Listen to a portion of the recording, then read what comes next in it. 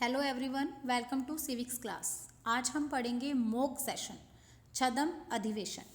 Mock session क्या होता है, छदम अधिवेशन क्या होता है, ये आज हम जानेंगे।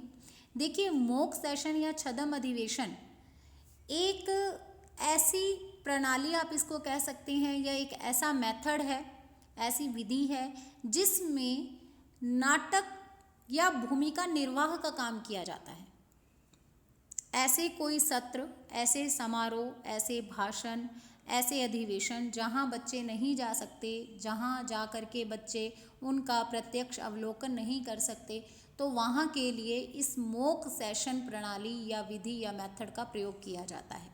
मॉक सेशन में हम विद्यालय या कक्षा में ही वातावरण तैयार करते हैं, वैसा ही जैसा कि वहाँ उस सत्र में, उस अधिवेशन में, उस समारोह में, उस भाषण में है। और उन व्यक्तियों के द्वारा ये कार्य किया जाता है जिन्होंने उसे हूबहू अपनी आंखों से होते हुए देखा है। यानी जो घटना, जो समारोह, जो भाषण, जो सत्र, जो अधिवेशन किसी ने अटेंड किया है, वो व्यक्ति विद्यालय परिसर या कक्षा में ही वैसा ही वातावरण बना करके विद्यार्थियों को उसकी जानकारी देता है, क्योंकि विद्यार्थी वहाँ तक अपनी पहुंच नहीं रखते हैं। तो इसे हम कहते हैं छदम अधिवेशन या मॉक सेशन। ये तो मैंने आपको वैसे ही थोड़ा सा थीम बता दी है, कॉन्सेप्ट बता दिया है। अभी आगे हम इसके बारे में विस्तार से पढ़ेंगे। इसके साथ ही मैंने जैसे ये कहा ना कि इसको नाटक कहा जा सकता है या भूमिका निर्वाह कहा जा सकता है, लेकिन कहा जा सकता है, लेकिन आप इसको नाटक मत समझिएगा। ये नाटक का या भूमिका निर्वाह का पर्यायवाची या समानार्थी नहीं है, बस मिलता जुलता आप उससे कह सकते हो कि थोड़ी बहुत चीज़ें इसमें मिलती हैं। अंतर क्या है वो भी आपको आगे समझ में आ जाएगा।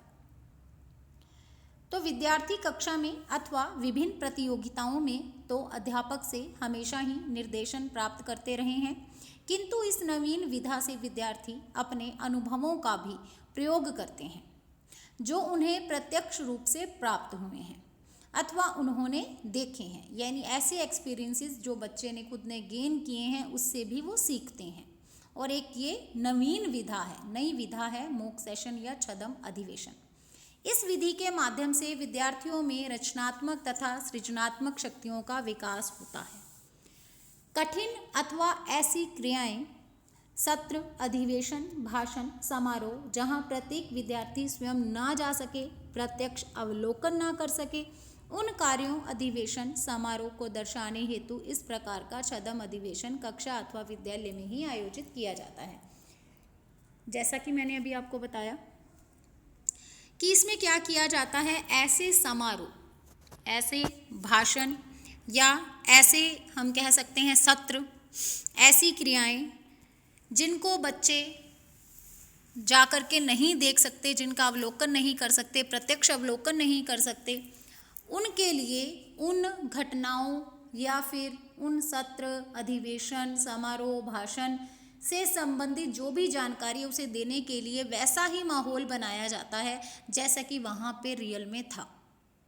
अब ये काम कौन करेगा, तो ये काम किया जाएगा उस व्यक्ति के द्वारा जिसने उससे उस घटना को, उस काम को, उस क्रिया को अपनी आंखों से होते हुए देखा है, भली भांति जिसे जानकारी है कि कैसे हुआ था। और अब वो क्या करेगा, सेम वैसा ही माहौल या वातावरण बनाएगा कक्षा या विद्यालय परिसर में, जिससे कि वहाँ की जानकारी, जहाँ बच्चे जा कर के उसको नहीं देख सकते, वहाँ की जानकारी भी बच्चे को कक्षा में या विद्यालय में ही मिल जाए।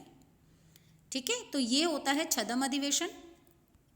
इसके अलावा विद्यार्थी एवं अध्यापक छदम अधिवेशन का प्रयोग नाटक, भूमिका निर्वाह एवं अभिनय के पर्यायवाची अथवा समानार्थक रूप में कर लेते हैं, जो उनकी भूल है। मैंने आपको अभी बताया कि नाटक विधा के साथ या फिर भूमिका निर्वाह के साथ ये मिलता जुलता है, लेकिन आप इसको पर्यायवाची नहीं कह सकते, समानार्थी नहीं कह सकते हो नाटक का। वास्तव में नाटक का क्षेत्र बहुत विस्तृत एवं व्यापक है। नाटक का आधार ऐतिहासिक, सामाजिक, धार्मिक, यहाँ तक कि काल्पनिक भी होता है। जबकि यहाँ पे मॉक सेशन है, मॉक सेक्शन लिखा हुआ है, मॉक सेशन आएगा यहाँ पे। जबकि मॉक सेशन का प्रयोग या आधार ऐतिहासिक या काल्पनिक कभी नहीं होता। वास्तव में छद्म अधिवेशन अथवा मॉक सेशन का संबंध वर्तमान काल से होता है। ठीक है, अब देखिए जो नाटक हैं वो तो ऐतिहासिक भी हो सकता है, सामाजिक भी हो सकता है, धार्मिक भी हो सकता है और काल्पनिक भी हो सकता है। लेकिन जो ये मॉक सेशन है इसका सीधा सा संबंध होता है वर्तमान काल से। अब वर्तमान काल से क्या तात्पर्य है? तो वर्तमान काल से यहाँ तात्पर्य है वह क्रिया अथवा कार्य जो हमने स्वयं ने होता हुआ देखा है और अब उसे पुनः हम अभिनय के माध्यम से विद्यार्थियों को बताएं, दिखाएं अथवा पढ़ाएं। बात समझ में आ गई होगी आपको कि मॉक सेशन का संबंध वर्तमान काल से होता है। तो अब हमने क्या करना है? वह क्रिया या फिर वह कार्य जो हमने खुद ने अपनी आँखों से होता हुआ देखा है, अब हम क्या करें? उसे अभिनय के माध्यम से जो उसकी जानकारी है वो अपने बच्चों को दें। जो क्रिया, जो कार्य, समारोह, सत्र हमने स्वयं होता हुआ नहीं देखा है और हम उसे अपने विद्यार्थियों को अपनी कल्पना, प्रतिभा, योग्यता से अभ्यास कर प्रस्तुत करें तो उसे दर्शाना नाटक कहलाता है। ये देख लीजिए, ये अंतर आ गया यहाँ पे कि जिसे हमने अपनी आँखों से होता हुआ नहीं देखा है और फिर हम अपनी योग्यता, अभ्यास, अपनी कल्पना, अपनी प्रतिभा के कारण बच्चों को वो अभिनय के माध्यम से दिखा रहे हैं, तो वो है नाटक। और ऐसी क्रिया या कार्य जो हमने खुद ने होता हुआ देखा है और अब हम फिर से उसे अपने अभिनय के माध्यम से अगर बच्चों को बता रहे हैं, उसकी जानकारी दे रहे हैं, बच्चों को दिखा रहे हैं, दर्शा रहे हैं, तो वो है मॉक सेशन। दोनों में अंतर है, यही अंतर आपको अपने दिमाग में स्पष्ट करके चलना है। इसलिए कल्पना कर हम किसी भी पात्र का अभिनय कर सकते हैं, किंतु मॉक सेशन का क्षेत्र सीमित है। हाँ, तो कल्पना करके हम किसी भी पात्र का रोल प्ले कर सकते हैं। जैसे आप ये देखिए, आप कोई नाटक बच्चों को जो है पढ़ा रहे हैं, तो वहाँ पे आप क्या करते हैं? आप बच्चों को एक एक किरदार दे देते हैं निभाने के लिए, एक एक पात्र बना देते हैं उनको। तो कोई भी पात्र बना दीजिए, कोई फ़र्क नहीं पड़ता, कल्पना के आधार पर हम उसकी भूमिका निर्वाह कर सकते हैं उस पात्र की। लेकिन यहाँ पे जब मॉक सेशन की बात है तो उसका क्षेत्र बहुत सीमित है, जबकि नाटक का क्षेत्र व्यापक है, विस्तृत है। इसके अंतर्गत वही क्रिया और कार्य सम्मिलित होते हैं जिन्हें हमने अपने जीवन काल में प्रत्यक्ष होते हुए देखा है। आप केवल उन्हीं कार्यों को या उन्हीं कार्यों को आप मॉक सेशन से दिखा पाएंगे जिनको आपने अपनी आंखों से होते हुए प्रत्यक्ष रूप से देखा है, और उसका प्रस्तुतिकरण ही मॉक सेशन है, और उनको प्रस्तुत करना क्या है? मॉक सेशन है। सीमित अर्थों में हम नकल उतारने, हूबहू अभिनय करने को मॉक सेशन कह सकते हैं। जैसे नेताओं के भाषण की नकल उतारना, चुनाव के समय लगाए गए नारों, रैलियों की नकल उतारना आदि। इस प्रकार छद्म अधिवेशन अन्य अभिनय से बिल्कुल अलग है। इतिहास का संबंध ऐतिहासिक घटनाओं से होता है, अतः इतिहास में अकबर, शाहजहां, पृथ्वीराज चौहान अथवा अन्य किसी पात्र घटनाक्रम को अभिनय से प्रस्तुत करना नाटक कहलाता है। ठीक है, ये क्या बता रहे हैं कि जो हमारे जो इतिहास है उसका संबंध किससे है? ऐतिहासिक घटनाओं से है। और इतिहास में हमें पता ही है, हम अकबर को पढ़ते हैं, शाहजहां को पढ़ते हैं, पृथ्वीराज चौहान को पढ़ते हैं, और भी बहुत से किरदार हैं जिनके बारे में हम पढ़ते हैं। जब हम किसी पात्र के घटनाक्रम को उसके अभिनय से प्रस्तुत करने का प्रयास करते हैं तो वो तो नाटक कहलाता है, क्योंकि अध्यापक अथवा विद्यार्थी उस काल में जीवित नहीं थे। अब अगर अध्यापक जो है वो पृथ्वीराज चौहान के टाइम में या शाहजहां या अकबर के समय में मौजूद नहीं था ना तो बच्चे मौजूद थे, ना तो अध्यापक मौजूद था, तो इसलिए उन्होंने घटना को प्रत्यक्ष होते हुए नहीं देखा। अतः अकबर का पात्र अभिनय कल्पना से प्रस्तुत किया जाना मॉक सेशन नहीं है। बात समझ में आ रही है? क्योंकि शिक्षक अगर इस मॉक सेशन का प्रयोग करता है तो इसके लिए ये जरूरी है कि उसने उस पात्र को या फिर उस घटना को अपनी आंखों से देखा हो। ठीक है, तो और उसके बाद वो उसका प्रस्तुतिकरण कर रहा है, हूबहू उसकी नकल उतार रहा है, तो वो नाटक कहलाता है। ठीक है, वो नाटक कहलाता है। वो मॉक सेशन कहलाता है, वो नाटक नहीं, नाटक की श्रेणी में नहीं आएगा। और नाटक कहाँ पे होता है? नाटक में क्या होता है कि जिस घटना को हमने देखा नहीं है और कल्पना के आधार पर हम उसका क्या कर रहे हैं, प्रस्तुतिकरण कर रहे हैं, वो है नाटक। मॉक सेशन में नहीं आएगा वो, ठीक है। अब जैसे यहाँ पे यही उदाहरण में यही तो बताया है कि अकबर है, चाहे शाहजहां है, चाहे पृथ्वीराज चौहान है, अब उनके समय में अध्यापक और विद्यार्थी तो जीवित नहीं थे, इसलिए उन्होंने उन घटनाओं को होते हुए नहीं देखा प्रत्यक्ष रूप से। इसलिए अब उनका जब कल्पना के आधार पर अभिनय किया जाएगा तो इसका मतलब वो मॉक सेशन में नहीं आएगा, वो किस में आएगा? वो नाटक में आएगा। तो ये अंतर आपने समझ के चलना है।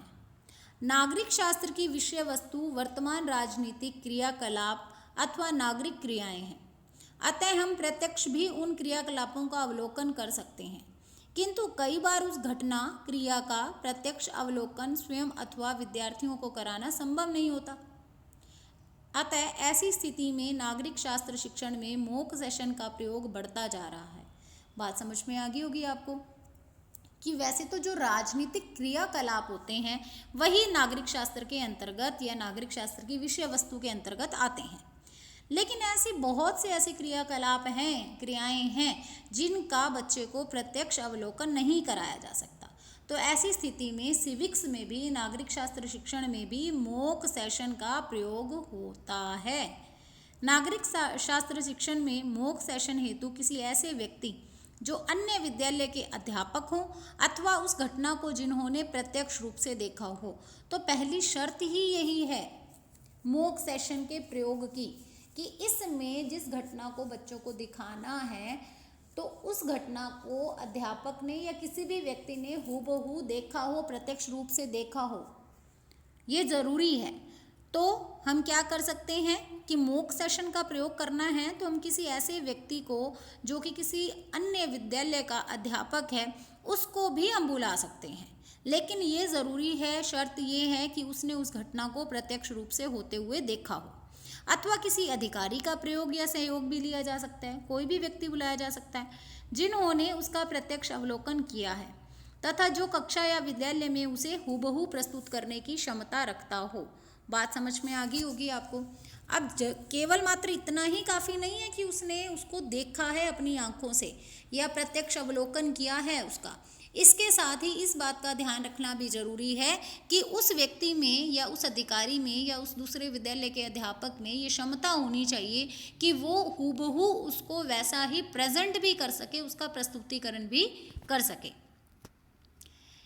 विद्यालय परिसर में आवश्यक व्यवस्था कर वातावरण अथवा माहौल बना दिया जाता है जिससे वह कार्य प्रत्यक्ष होता हुआ लगे। ऐसा लगता है कि जैसे प्रत्यक्ष रूप से हमने उसको देखा हो, हालांकि क्या किया जा रहा होता है, उसका अभिनय किया जा रहा होता है, दोबारा से उसका प्रस्तुतिकरण हो रहा होता है, लेकिन ऐसा लगता है कि वो हमारी आंखों के सामने ही हो रहा हो, प्रत्यक्ष होता हुआ लगना चाहिए। विद्यार्थियों को अथवा दर्शकों को प्रत्यक्ष देखने जैसा अनुभव प्राप्त हो। नागरिक शास्त्र में दिल्ली में संसद की कार्यवाही की व्यवस्था विद्यालय में प्रस्तुत की जा सकती है। संसद आपको पता ही है, सिविक्स का विषय है, नागरिक शास्त्र का विषय है। तो अब जो दिल्ली में संसद की जो कार्यवाही है वो किस तरह से होती है, उसकी व्यवस्था को दिखाने के लिए भी हम मॉक सेशन का प्रयोग कर सकते हैं। विधानसभा में कानून निर्माण की प्रक्रिया को इसके द्वारा प्रस्तुत कर सिखाया जा सकता है कि किस तरह से कानून निर्माण की प्रोसेस चलती है या कैसे कैसे क्या क्या काम किए जाते हैं, किस तरह से कोई कानून बनता है विधानसभा में, यह दिखाया जा सकता है मॉक सेशन के द्वारा। हमारे प्रतिनिधि नेता प्रश्नकाल या शून्यकाल में कैसे प्रश्न पूछते हैं, कैसे उत्तर दिया जाता है, बिल पर बहस कैसे होती है, आदि क्रियाओं को दिल्ली ले जाकर दिखाना संभव नहीं हो सकता। अतः कक्षा में ही वैसी व्यवस्था कर मॉक सेशन द्वारा प्रत्यक्ष जैसा अनुभव कराया जा सकता है। तो ये कुछ चीज़ें हैं जो मॉक सेशन की सहायता से हम बच्चे को सिखा सकते हैं, जिनकी जानकारी दे सकते हैं, जिनके बारे में बता सकते हैं, जैसे कि विधानसभा में कानून कैसे बनता है, इसके अलावा दिल्ली में संसद की कार्रवाई कैसे होती है, शून्यकाल में कैसे प्रश्न किए जाते हैं, कैसे उत्तर दिए जाते हैं, या बिल पर बहस कैसे होती है। अब हम पढ़ेंगे छद्म अधिवेशन के उद्देश्य क्या होते हैं। विद्यार्थियों को किसी घटना, उत्सव, समारोह, कार्यक्रम अथवा क्रिया का वास्तविक अनुभव कराना।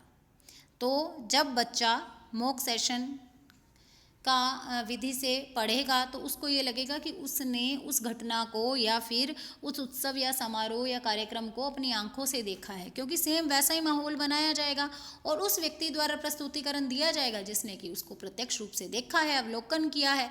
तो वो व्यक्ति उसको रियल बनाने का पूरा प्रयास करेगा और बच्चों को ऐसे लगेगा कि जैसे वो घटना और वो उत्सव या वो समारोह या कार्यक्रम या क्रिया उसके आंखों के सामने ही घटित हो रहा है। तो उसको वास्तविक अनुभव प्रदान करना प्रथम उद्देश्य है, पहला उद्देश्य है। नागरिक शास्त्र का शिक्षण सरस, रुचिकर एवं वास्तविक बनाना। वैसे तो देखिए नागरिक शास्त्र एक बोरिंग सब्जेक्ट जिसको कहते हैं वो कहा जाता है। कॉन्सेप्ट में हम बहुत पहले इसकी बात कर चुके हैं, 3rd यूनिट हम इसकी पढ़ रहे हैं, तो पीछे की 2 यूनिट में हमने काफ़ी इसके बारे में जान लिया है कि इसका पाठ्यक्रम अरुचिकर माना जाता है। तो यहाँ पे ये जो अरुचिकर पाठ्यक्रम है, सिलेबस है, उसको रुचिकर बनाने में, सरस बनाने में, उसको वास्तविक बनाने में मॉक सेशन विधि बहुत ही हेल्प करती है। राजनीतिक क्रियाओं, घटनाओं की जानकारी देना। तो जो भी राजनीतिक क्रियाकलाप हैं वही तो नागरिक शास्त्र की विषय वस्तु हैं, नागरिकों की क्रियाएं और इसके साथ ही राजनैतिक क्रियाकलाप या क्रियाएं नागरिक शास्त्र की विषय वस्तु हैं। तो इसलिए क्रियाओं की या घटनाओं की जानकारी देने के लिए मॉक सेशन का प्रयोग करना इसका एक उद्देश्य है। इसके अलावा अभिनय देखकर वास्तविकता का अनुभव करना एवं सीखना। तो एक छद्म अधिवेशन का एक उद्देश्य ये है कि इसमें जब बच्चे अभिनय करते हुए देखते हैं अपने शिक्षक को या बाहर से जो भी बुलाया गया है, दूसरे विद्यालय का अध्यापक, उससे किसी अधिकारी को या किसी भी व्यक्ति को जब वो अभिनय करते हुए देखते हैं तो उन्हें ये अनुभव होता है, उनको ये अनुभव कराना चाहता है। ये छद्म अधिवेशन का उद्देश्य है कि अभिनय देखकर उन्हें वास्तविकता का अनुभव हो, ऐसे लगे कि वो वास्तव में वहाँ पे प्रेजेंट थे, सेम वैसा ही जो है क्रियाकलाप करने का प्रयास किया जाता है।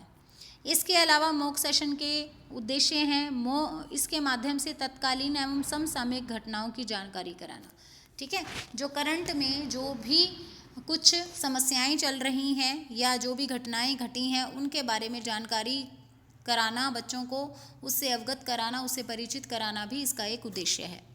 प्रजातांत्रिक मूल्यों तथा अधिकारों हेतु जन चेतना जागृत करना, और इसका ये उद्देश्य है कि ये क्या करता है, प्रजातांत्रिक जो मूल्य हैं, लोकतांत्रिक जो मूल्य हैं या फिर हमारे जो अधिकार हैं उसके लिए हमें सचेत करता है या फिर लोगों में, छात्रों में जन चेतना का विकास करता है।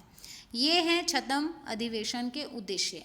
अब हम बात करते हैं कि छद्म अधिवेशन का आयोजन किया जाए तो कैसे किया जाता है, क्या क्या चीज़ों का ध्यान रखा जाता है। ठीक है, इसके बारे में हमने पढ़ना है। तो जो सबसे पहला स्टेप है, जो सबसे पहला बिंदु है, इसमें क्या किया जाता है, उद्देश्यों का चयन किया जाता है। ठीक है, उद्देश्यों का चयन किया जाता है क्योंकि ये ज़रूरी है कि उद्देश्यों का चयन या निर्धारण करना इसका फर्स्ट स्टेप है। इससे क्या होता है, इससे हमें इस सत्र के माध्यम से विद्यार्थियों में किस कला, किस विषय या किस सामयिक घटना की जानकारी या ज्ञान हम उनको देना चाहते हैं ये पता चल जाता है। तो मॉक सेशन का आयोजन का मुख्य उद्देश्य क्या है, हमें ये पता होना चाहिए कि आखिर ये क्यों किया जा रहा है, इसका प्रयोग मॉक सेशन क्यों आयोजित किया जा रहा है, उसका कारण क्या है, उसका उद्देश्य क्या है, इससे फ़ायदा क्या होगा। ये पता करने के लिए हमें सबसे पहला जो स्टेप है या जो सबसे पहला बिंदु जिस पे हमने ध्यान देना है वो है उद्देश्यों का चयन या निर्धारण। उसके बाद जो दूसरा स्टेप है वो है उद्देश्यों के अनुरूप घटना, कार्य या छद्म क्रिया का चयन। अब हमने क्या करना है, उद्देश्यों के अनुरूप ही एक उपयुक्त घटना अथवा छद्म कार्य का चयन करना है। इस घटना अथवा क्रिया द्वारा पूर्व निर्धारित, जो पूर्व में निर्धारित हैं, उद्देश्यों की संप्राप्ति की जो मात्रा है वो कितनी होती है ये हमें पता होना चाहिए। कौन सी क्रिया का आयोजन करना सही रहेगा ये पता होना चाहिए। विद्यार्थियों के मानसिक, शारीरिक, बौद्धिक स्तर के अनुकूल कौन सा आयोजन उपयुक्त रहेगा ये हमने डिसाइड करना है।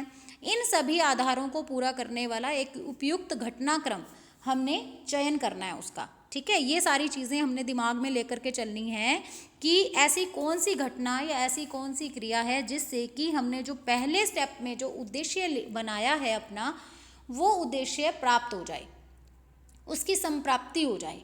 तो उसी के आधार पर हम क्या करेंगे, उद्देश्यों के आधार पर हम घटना या कार्य या छदम क्रिया का चयन करेंगे।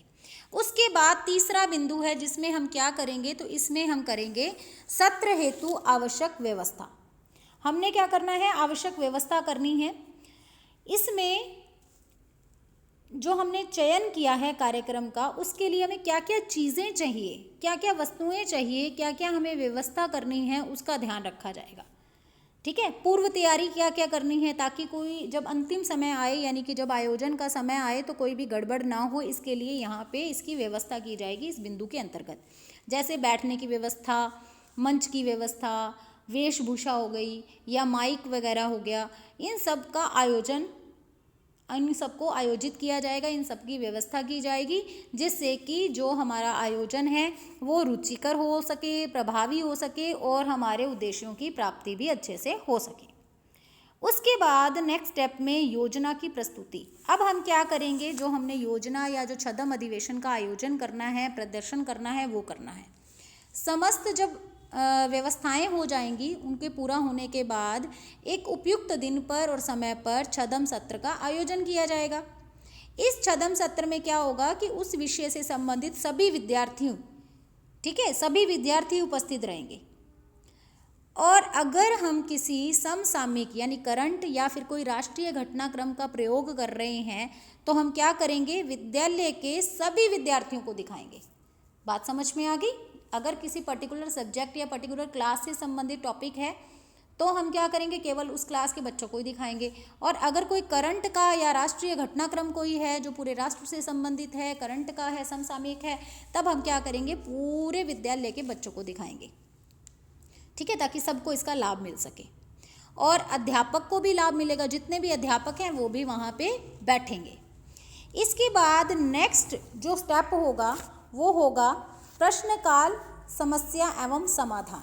इसमें क्या करना है हमने कि जब हमारा छदम अधिवेशन का जो प्रस्तुतिकरण यानी जो चौथा वाला पॉइंट है, जो हमारा इससे ऊपर वाला बिंदु है, वो कंप्लीट हो जाएगा, आयोजन हो जाएगा, तो उसके पश्चात विद्यार्थियों को अवसर दिया जाएगा कि वो जो आयोजन करता है या जो प्रस्तुत करता है या कोई भी उस विषय से संबंधित अध्यापक हैं, उससे अपनी किसी भी प्रॉब्लम, समस्या या संशय का समाधान कर सकें, सवाल पूछ सकें।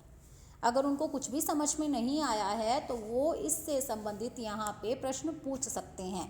आयोजनकर्ता से पूछ सकते हैं, प्रस्तुतकर्ता से पूछ सकते हैं या अपने विषय के अध्यापक से पूछ सकते हैं। तो ये होता है प्रश्नकाल। यदि कोई विषय से संबंधित अपनी प्रस्तुति अथवा अनुभव बताना, सुनाना या दिखाना चाहता है ना, तो वो भी इस समय में अपनी प्रस्तुति दे सकता है। ठीक है, अगर कोई विद्यार्थी बताना चाहता है कि उसका एक्सपीरियंस कैसा रहा या प्रस्तुति कैसे थी जो यहाँ पे दी गई, कुछ भी बताना चाहे तो वो भी बता सकता है इस काल में। ठीक है, तो इस तरह से यहाँ पे इस स्टेप में क्या किए जाते हैं, प्रश्न पूछे जाते हैं अगर विद्यार्थियों के द्वारा। उसके बाद जो नेक्स्ट बिंदु है उसमें क्या होता है, विचार विमर्श। ठीक है, विचार विमर्श और चर्चा होती है। यहाँ पे विद्यार्थी और अध्यापक सभी मिल करके आपस में खुलकर विचार विमर्श करते हैं और अपने अपने विचारों के आधार पर आयोजन पर अपनी राय भी व्यक्त करते हैं। ठीक है, जिससे कि सत्र की क्या हो जाती है, समीक्षा हो जाती है। उसके बाद क्या होगा, उसके बाद मूल्यांकन। मूल्यांकन में क्या होगा, जो भी कार्य हुए हैं उन सब का मूल्यांकन किया जाएगा। ये पता किया जाएगा कि ये आयोजन कितना सफल है, कितना असफल है, कितना लाभकारी रहा है, जिससे कि आयोजकों को उनकी सफलता के बारे में ज्ञान हो सके। और ये भी पता किया जाता है कि विद्यार्थियों को इसका कितना लाभ मिला है। तो ये मूल्यांकन है, इवोल्यूशन। उसके बाद सुझाव। इन सुझावों का, जो सुझाव दिए जाते हैं उनका किसी भी आयोजन में महत्वपूर्ण स्थान है। हमें पता ही है सुझाव क्या करते हैं, अगले आयोजन के लिए मार्गदर्शन का कार्य करते हैं। तो इसलिए यहाँ पे क्या किया जाता है, विद्यार्थी और जो अध्यापक हैं जिन्होंने उस आयोजन को देखा है, छदम अधिवेशन को देखा है, उनसे सुझाव मांगे जाएंगे ताकि अगले आयोजन में दोबारा से वो गलती होने की संभावना भी ना रहे। तो यहाँ पे जो 8th बिंदु है उसमें सुझाव मांगे जाते हैं और लास्ट में क्या किया जाता है, लिखित रिपोर्ट तैयार की जाती है। ठीक है, लिखित रिपोर्ट तैयार करने का मतलब क्या है कि इससे जानकारी मिल जाती है कि इस मॉक सेशन में किस दिनांक को ये आयोजित किया गया या फिर किस समय पर आयोजित किया गया और इसमें क्या क्या काम किए गए, टॉपिक क्या था, काम क्या क्या किए गए। तो इससे क्या होता है, जो आगे आयोजन होने वाले हैं उनके लिए गाइडेंस मिल जाती है, मार्गदर्शन मिल जाता है। ठीक है, तो इस तरह से हम क्या कर सकते हैं, मॉक सेशन का आयोजन कर सकते हैं। ये एक विधि के रूप में यूज़ किया जा सकता है ऐसी जगहों पर जहाँ पर हम बच्चों को ले जा करके किसी समारोह, सत्र, अधिवेशन या फिर ये कह सकते हैं कि कोई क्रिया घटना को नहीं दिखा सकते, तो वह क्या कर सकते हैं, जिस किसी ने भी उसको हुबहू अपनी आंखों से प्रत्यक्ष रूप से देखा है वो विद्यालय परिसर या फिर कक्षा में ही वैसा माहौल बना करके बच्चों को इसके बारे में जानकारी दे सकता है। ठीक है, तो ये है मॉक सेशन या छदम अधिवेशन। अभी ये टॉपिक कंप्लीट नहीं हुआ है, अगली कक्षा में अभी हम और इसके क्या गुण हैं, क्या इसके लाभ हैं, क्या इसके दोष हैं, इससे हानियां हैं, उसके बारे में पढ़ेंगे। ओके, तो आज की क्लास यहीं समाप्त होती है। God bless you all.